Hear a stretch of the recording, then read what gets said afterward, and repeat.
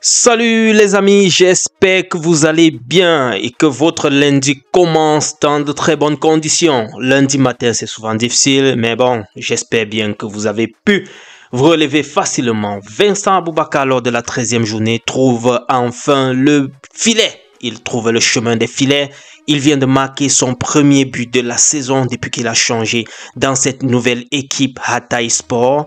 Il a marqué à la 90e minute. Vous imaginez, 90e minute. Et ce qui me plaît là-dedans, c'est qu'il se tourne, il regarde comme ça. Lui-même, il n'en revenait pas que le but est entré. Et de quelle façon? Avec une bicyclette qui ne dit pas son nom. Lui-même, il était étonné. C'était contre Konya Sport, c'était en déplacement naturellement. Ils ont réussi à arracher le match nul. Ils ont réussi à arracher ces 1 point-là à la 90e minute. Que doit-on dire? Peut-être l'équipe nationale a porté chance à Vincent Aboubakar. Souvenez-vous, il a également marqué l'autre jour contre le Zimbabwe à Yaoundé.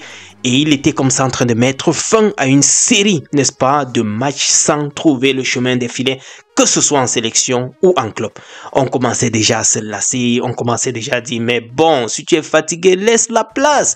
Mais bon, il a, voilà, retrouvé encore les forces en ayant marqué en sélection, le voilà qui bis maintenant en club également. Il trouve le chemin des filets pour la première fois. Les amis, qu'est-ce qu'on va dire? Francis Ngannou demande à Vinicius de back à la maison. Reviens, reviens, le pays t'attend, le pays t'appelle, la nation t'appelle. On lui dit de venir, l'équipe nationale est prête à t'accueillir avec les bras ouverts, mon frère. Ça, c'est notre fils, le continental, Vinicius. Qui aurait cru? En tout cas, Ngannou lui demande de revenir. Il a déjà imprimé même son maillot des Lions Indomptables. Vous le voyez déjà. Donc, ne soyez pas surpris que lors des prochaines échéances, vous voyez beaucoup de maillots des Lions Indomptables avec Vinicius derrière. C'est dit que le génie du Real était franchement continental. Ça ne pouvait être que comme ça. Maintenant, c'est Mbappé, c'est Tchouaméni, c'est Vinicius. Tous des Camerounais. C'est eux qui tiennent le Real, non, dis donc. C'est eux. Allons chez André Onana. André Onana qui a réussi à arracher le match nul hier face à Ipswich Town. C'était lors de ce duel-là. Ils ont réussi, n'est-ce pas, à arracher ce match nul-là. Ça pouvait tourner autrement si André Onana n'était pas dans les goals. Vous le connaissez avec ses arrêts spectaculaires.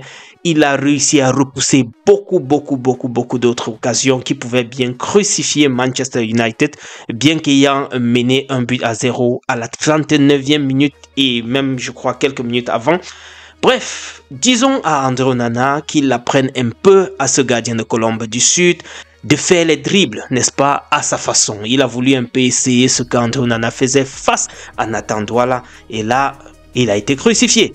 Et c'était lors de la finale, je vais dire quoi, lors du trophée des champions. C'était pas un simple match. Un match difficile, un match avec beaucoup d'enjeux comme ça. Il a voulu essayer un peu ce qu'André Onana faisait. En tout cas, à ton premier séjour au Cameroun, André Onana, pense à aller lui donner un peu quelques petits conseils, petits tips pour pouvoir mieux dribbler les attaquants comme tu as l'habitude de faire en Premier League. Les amis, c'est ce que je voulais partager avec vous très rapidement ce matin. Portez-vous bien et retrouvons-nous sûrement au courant de la journée avec d'autres updates des actualités sur le plan sportif. On est ensemble. Ciao.